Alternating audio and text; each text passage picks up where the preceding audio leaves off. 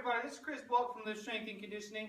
Today we're going to be talking about a lunge variation. It's one of our posterior chain exercises, a reverse lunge.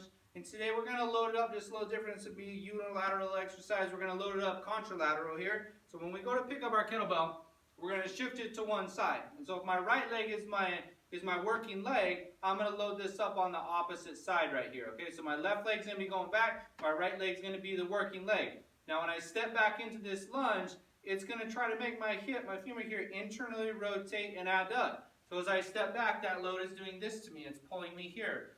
I'm going to do everything I can to not let that happen. So as I step back into that lunge, I want to make sure that I'm staying squared and I'm keeping that kettlebell on my side. The kettlebell a lot of times will want to come to center line, and that kind of defeats the purpose of having a unilateral load. So I'm going to make sure I keep that kettlebell there to its side, and I'm going to come up into my lunge. So as I step back, I stay square and lunge up and through.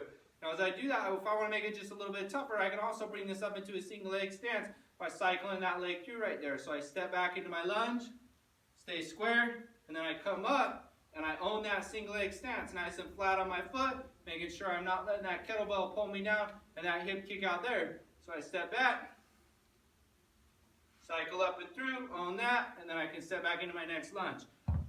Usually working 8 to 12 reps a side. Go ahead and give that a shot.